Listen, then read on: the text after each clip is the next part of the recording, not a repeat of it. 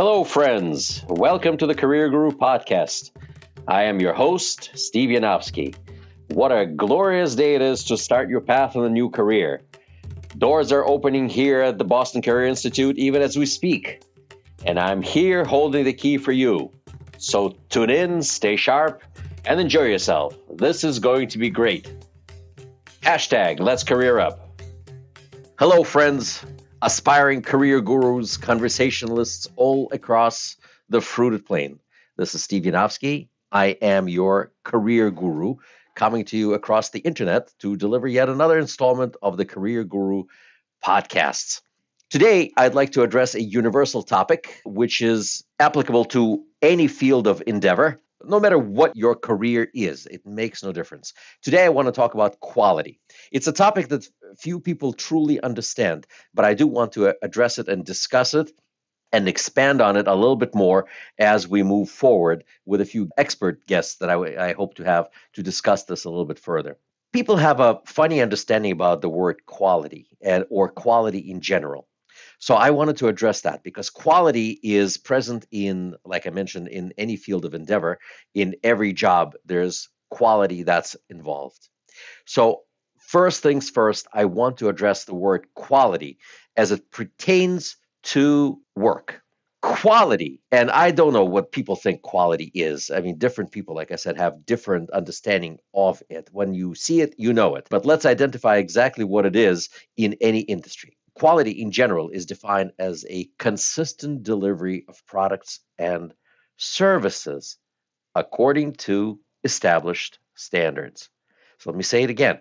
Quality is defined as a consistent delivery of products and services according to established standards. When I first encountered this definition, it was a head scratcher for me, but it made total sense. It leads us to a whole different host of topics having to do with quality and what's involved in its constant or our ongoing pursuit of quality and the delivery of quality products and services, because that's all we do, really.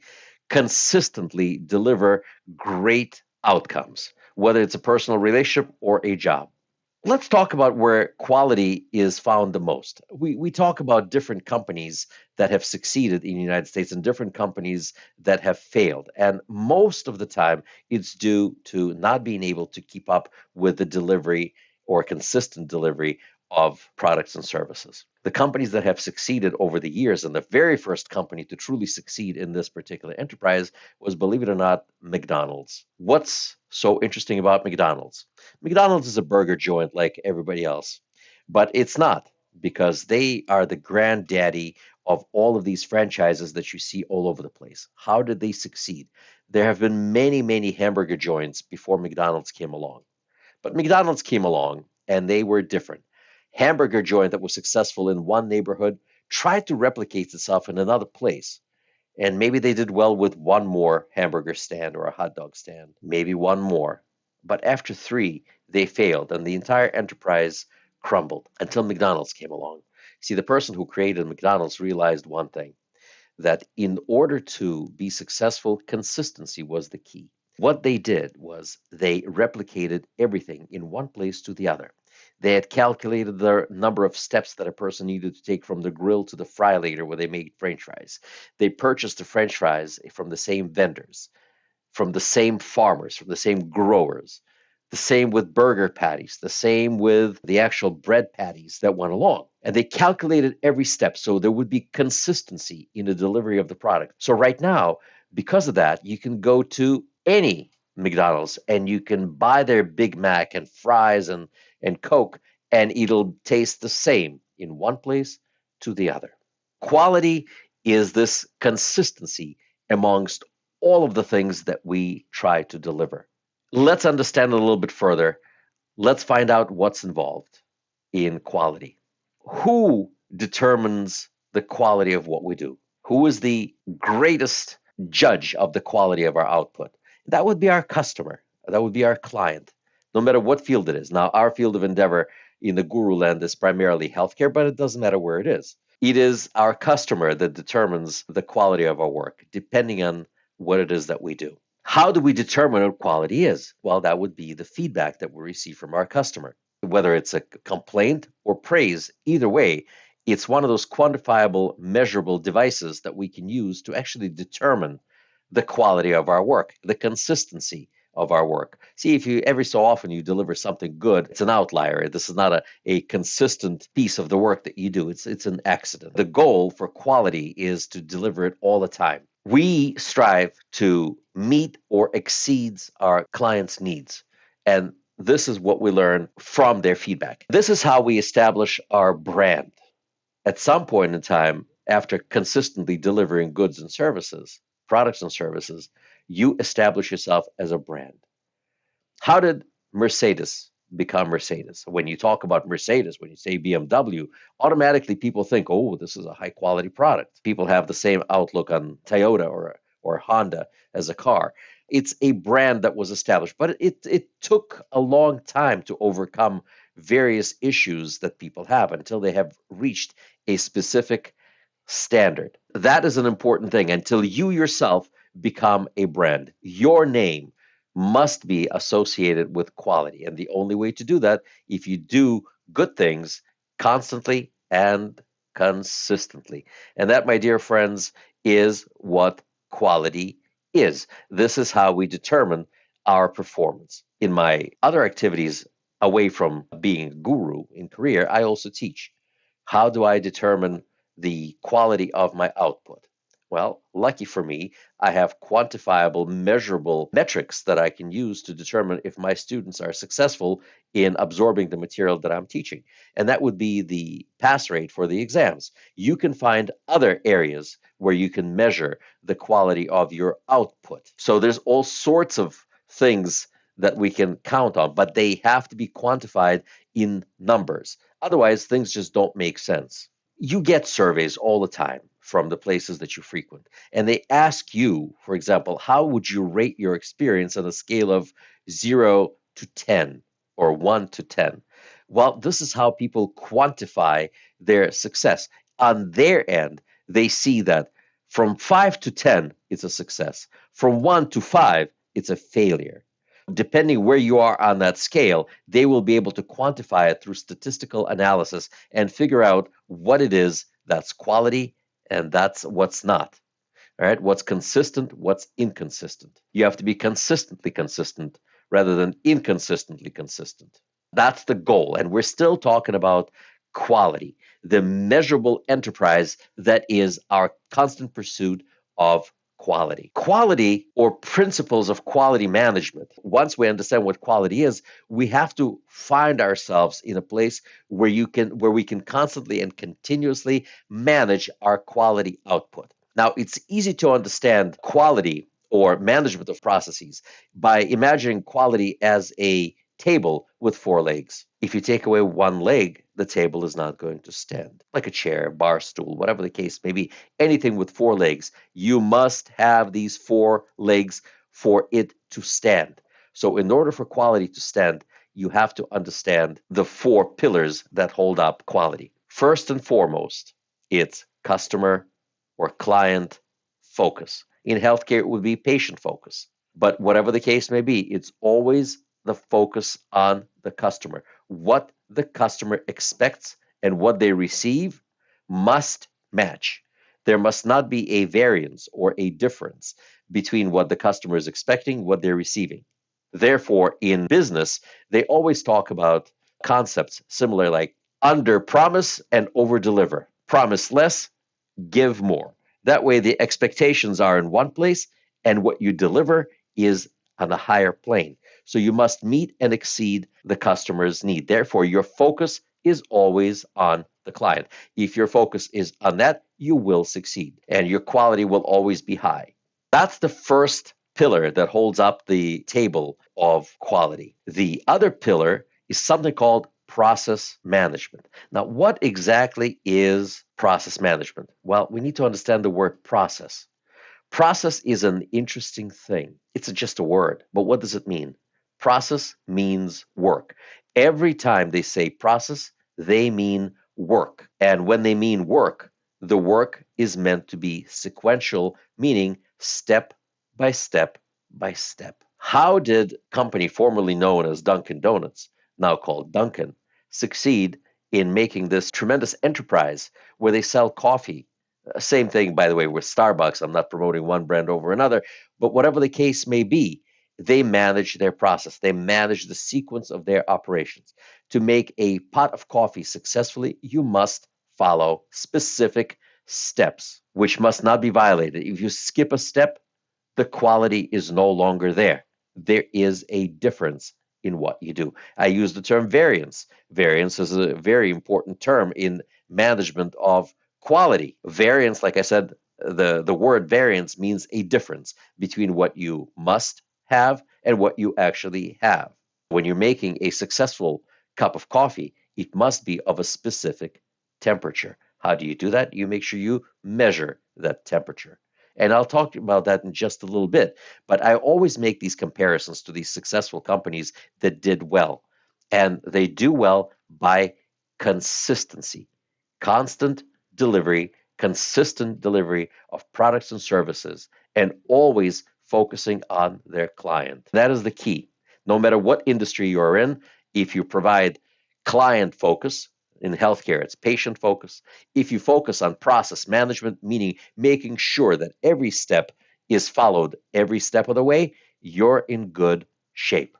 Now, that's the second pillar that holds up that four-legged stool or four-legged table, whichever image you want to conjure up in your mind. The other pillar, the other leg of this is what we call in the industry continuous quality improvement. Continuous quality improvement is your ongoing pursuit of staying within the industry standards, making sure that you're staying current and bringing up your company's or your department's standard, your personal standards, to meet the current industry standards. It's an ongoing process. It's a relentless pursuit. It's staying current with business trends and other trends within your industry trends, whatever the case may be, to make sure that your quality matches that of the industry. That's another good one. Last but not least is something that we call making fact-based decisions. See, we must never make decisions based on hearsay. You're going to go ahead and do something, but you're not sure. And you call a friend of yours and say, hey, how do I do that? And your friend scratches his head and says, well, I think you do it like that. That's not what we call a fact-based decision. I mean, it may very well be, depending who your friends are. But that's not what we do. There are printed and readily available industry standard materials that drive your particular industry, your particular field of endeavor. This is what you use, including that of company policy. Sometimes you can rely on what your supervisors say, your direct managers, and so on and so forth. But what if you are the manager? Where do you go for that? Well, you go to company policies, printed manuals, original equipment manufacturers' instructions for use. This is what we call fact-based decisions. And these are the pillars of quality management. If you understand that, you're in an excellent position to succeed. By the way, that applies to learning too. It applies to anything because quality in anything depends on these things that we have just discussed. In order to understand quality even deeper, we need to understand a few more important terms which are prevalent in the field of quality. Quality assurance, quality improvement, all of these things use specific and very precise terminology that means something to people who understand quality. And by the way, I want to tell you that in your field of employment and in your field of endeavor, understanding this terminology and speaking the words of quality, quality improvement, understanding what quality is, understanding the principles of quality management, and understanding the terminology that we're about to explore, this is key to your professional advancement, which is why I'm talking about quality. This is why I chose this topic, and that's why we're going to be talking more to experts in this field. One of the words which are very specific to the field of quality and employment and in everyday life today, is this word that's being bandied around without truly understanding what exactly it means. But I'm going to talk about it and tell you exactly what this word is. This word is empowerment. Now, who hasn't heard of empowerment? But this word means different things to different people. The definition of empowerment in the sector of employment is as follows. Now, ready for this? I'm going to repeat it several times and explain it. Empowerment is the act of granting authority. Authority means power to employees to make decisions, and here it is, within their area of responsibility. Let me say it again. The act of granting authority to employees to make decisions within their areas of responsibility. That doesn't mean act of granting authority to all other areas. No, just your limited area of assignment. Wherever you were put, you are empowered to make decisions in that area, not someone else's. That's someone else's job. A few years ago, you may have heard about this event that took place in California. Now, California is known for its long, huge beaches. Those beaches were made famous by this old TV show, Baywatch. I don't know if anybody ever watched it. I never really have, but I know about it. But they talk about lifeguards on these beaches. These are huge beaches. They have on these beaches, they have these towers where lifeguards sit and they watch their sector. And they watch their sector only. Now, a few years ago, this lifeguard noticed that there was a person in trouble in another sector. He took action. He sprung off of his tower. He took his surfboard and made it out to where that person was in trouble. They were drowning and rescued that person to the applause of the beachgoers. And he was promptly dispatched, meaning fired, by the management of lifeguards. It created an outcry in the community across the United States. People demanded that this person would be restored to their position. Ultimately, that person was hired back after much to do. But the management did the right thing and fired that person because that person violated the rules. And that rule was, hey, you stay in your sector. You are empowered to watch your sector, your part of the beach. The other part of the beach belongs to the other person. Just because the other guy was asleep at the tower is a different story. Other action should have been taken. This empowerment confined the person to their zone, which does not mean at all that if you see something wrong in another area, you don't mention it to help improve overall quality. No, that doesn't mean that at all. But if you're responsible for your area, you need to make sure that you are responsible to your area, making sure that nothing happens. And the logic was with the lifeguard was that had somebody else been drowning in his sector, he wasn't there to save them. That is the word empowerment, that we all should feel empowered to make decisions in our area of assignment. Do that and you stay in control and provide consistent delivery of products and services from your area. Now let's explore another word that we talk about when we talk about quality. And that word is defect. I believe I mentioned it a little bit earlier. Defect means a variance from expected standards. A variance means a deviation or a difference. That's what a variance is, something that changes. So the word defect is very important to understand when we discuss quality. Defect is a variance from expected standards. We must not deviate from those standards. Our standards is what drive the quality. If we deviate, quality ceases to exist because consistency is no longer there. Key word to understand. Again, why are we discussing linguistics? Well, we're discussing because if you're going to be talking about quality in your workplace and you want advancement, it's important for you to understand this terminology. Another term of art, if you will, in the field of quality is something called a quality indicator. What exactly is a quality indicator? Well, a standard definition of a quality indicator is something called a measurable variable, which relates to the outcome of your performance. A measurable variable. Now, let's put it together so we understand.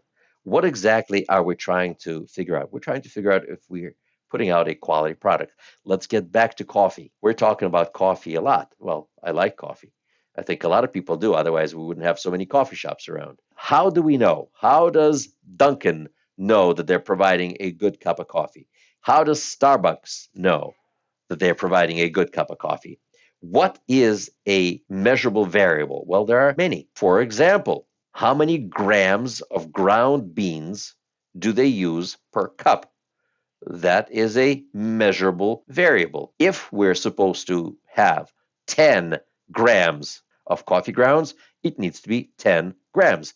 measurable. Variable is something that can change.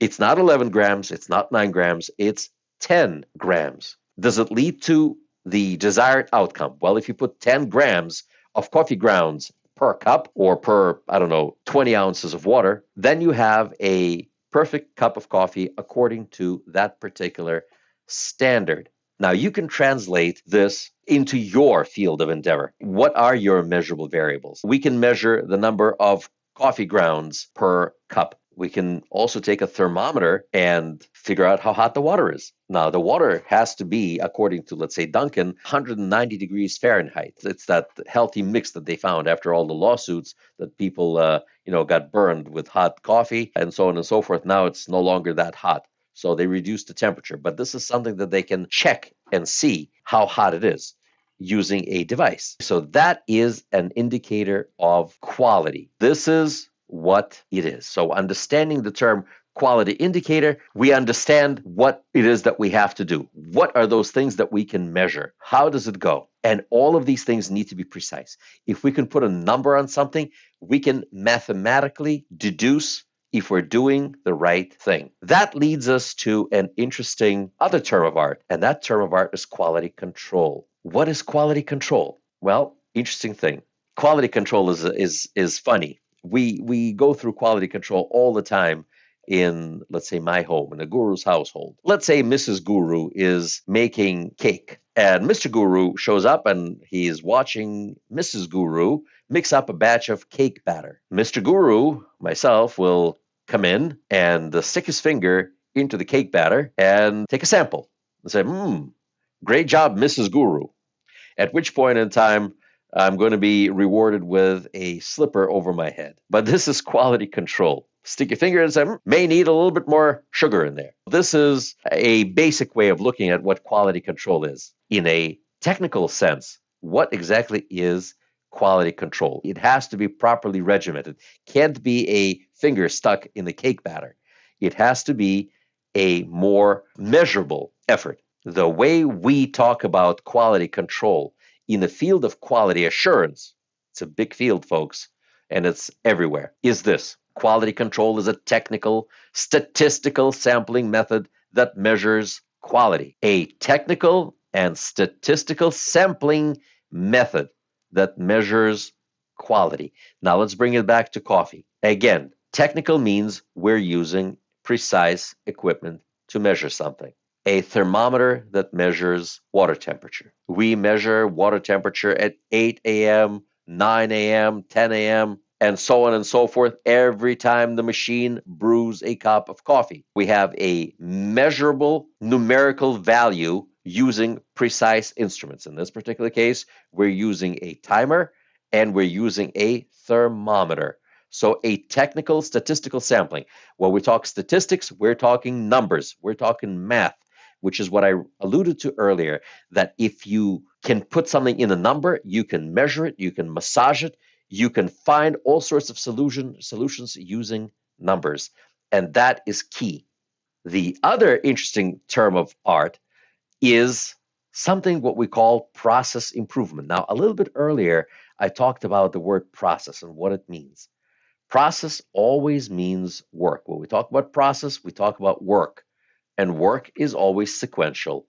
And sequential means step by step. So how do we improve our processes, which is plural for the word process? How do we improve it in a prescribed manner? Let's first identify what process improvement is.